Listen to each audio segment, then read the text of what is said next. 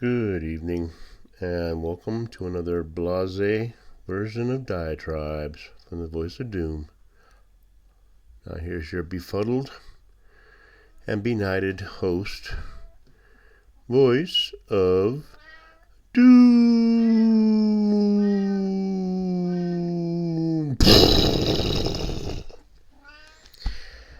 Alright, thought I'd do a diatribe. Now the cat's coming to bug me, so we'll see if it actually happens. Anyway, yeah, I haven't been on the air over the last few weeks because there's no real reason to, and starting a new season, I guess. I don't know if it's going to be full of things happening because things have kind of settled down politically, and I like what's happening. So it's kind of hard to rail against the machine. Now, things are happening, and we could suffer very quickly. Something out of the blue could happen. It's very possible. But all in all, I like the way things are going. I guess Orangey got his big, beautiful bill passed and signed, and since things are happening fast, I want things to happen fast with that bill. In other words, when I go into work tomorrow, I don't want to see anything about having to declare whatever I made in tips, because the law has been passed. So let's make things happen. Let's not say, well, that's 2 years from now. No. It's happened right now, and I can start making more money. As far as the microcosm goes, I had a good day today because I didn't work. I played piano for a private party and made a pretty good chunk of change, and I had fun doing it. I could sit down. Nobody was pressuring me to do anything. And I played music for like 3.5, 4 hours and made good money doing it, and they were very happy. It's all old people. They were all goppers and strictly on the side of Orangey, so I didn't have to worry about getting into any political arguments with them. It was interesting because we're kind of all on the same page. I mean, it's like 66 is young now. That's like, people are like in their 80s and 90s, and they're interesting to talk to. And it's just a weird kind of a dynamic, because I remember when my grandfather was 65 and I thought that's really old, and he looked old and he acted old. And now it's kind of like, I don't know what it is. I don't think it has anything to do with fitness or diet or anything. I think it has to do with the media and just having an attitude like, I'm not going to age as fast as my predecessors because there's too much going on. I don't know. But it's very interesting because people are living longer, and sometimes I feel like it's, just occupying space on the planet. Kind of depressing, but I don't know. I'd rather be playing music, I guess, than working in a restaurant, because I have a lot of misgivings about my job. I just don't feel like I fit in, because it's a young place, it's a loud place, it's chaos, it's absolute chaos. And I can make money there, but I just don't like to see, anarchy in a restaurant. I'm just too old for that. I just want to see things go smoothly. And I don't know if I can do it here. We'll see what happens. I am making money. If I can just keep it up, I really feel like I'm going to have a heart attack, because the stress is too much. Because you got people on one side that you have to wait on, that you want to see have a good time, and then on the other side you have people that have to make that food so that it gets to that table. And sometimes it don't work out too well, and that's where I have to be the middleman. And it's just restaurant crap. I don't know if I want to do it much longer. How much longer can I do it? At 70 years old, take my tray of drinks. Come on. It's ridiculous. So I got to think about what I can do until I'm 70, and I can probably sit down and play music. So that's going to be happening. I'm going to make that happen. Otherwise, it's off the mortal coil for me, because I can't do the restaurant thing.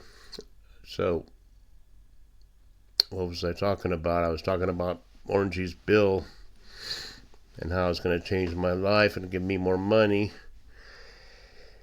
And I'm pretty much,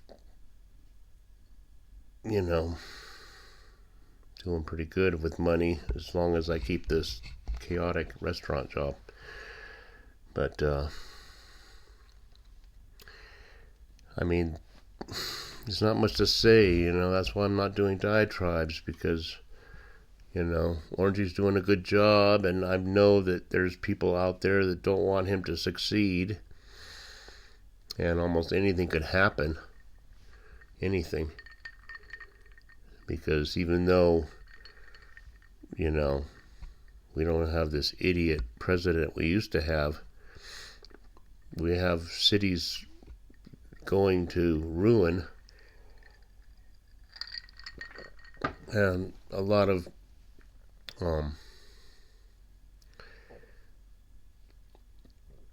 people that maybe, I don't know, they might be going insane when you think about it, because everybody knows that AI is right around the corner. Right in the back of their mind, they're thinking, artificial intelligence is growing so huge that they might actually be able to figure out a way to have a better planet that doesn't include us. Because we're just kind of a hindrance. We're not useful anymore when you think about it. A lot of the menial jobs, people coming to America to get jobs, and there's no jobs because they're being taken over by AI. Or being shipped off to Pakistan or Bangladesh, where they're answering the phones for Wells Fargo or whoever. So it's a weird world. I think people know that it's not sustainable as it is. You can't have 8 billion people on the planet when they don't have anything to do. How are you going to create a society where people can have a lifestyle? All you need is shelter, food, clothing, and a few amenities, and that costs $3,000 a month. I figured it out. It costs $3,000 for your average idiot to have food, clothing, a place to live,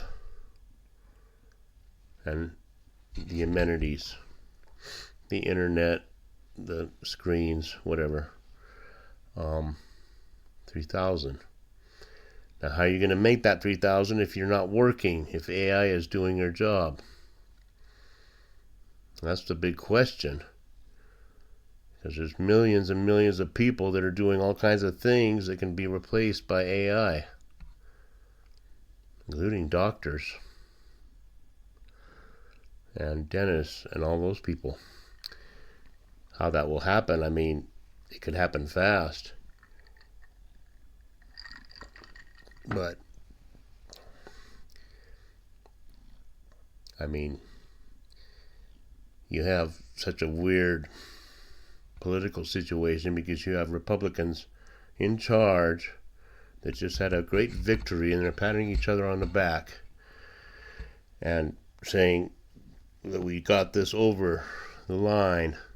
We got it into law, and it's the biggest bill that ever came into human history to do all this and that and this and the other. And they're doing stuff, and they're shipping people to Alligator, Alcatraz, and all these other places, merely trying to alleviate the problem that was created in the first place that didn't need to happen. But it's kind of like some revolution that they're actually taking away the people that were allowed to come in illegally. It's really ridiculous. But then you have lunatics on the left-turn D side that just don't know what to do. All they can do is just rely on the lunatic fringe, which there's many. That's a huge, huge, huge voting bloc. The lunatic fringe. And that's all that the D's can rely on to get them power ever again. Because sentient human beings, which there's very few left, would never vote for that. They wouldn't go for this communist New York City and LA and all these other cities in a shambles with homeless everywhere. And it's burning down and it's all being destroyed. Nobody seems to notice that it's being destroyed for a future with less people. It's the only answer, is they need less people. So don't think we're out of the woods just because Orangey's doing a good job. Because anything could happen. And you also have to think about the fact that these oligarch, huge autocrats on the planet are getting older and they are thinking about their future. Xi, happiness, is born in 52, I believe, so he's getting up there in age. And Putin is in his 70s, I believe, getting older. They gotta think about their own future, not the legacy they're gonna leave. They want to think about their own power now. And I've been saying this for 5 years. Is they know that they can't beat Father Time.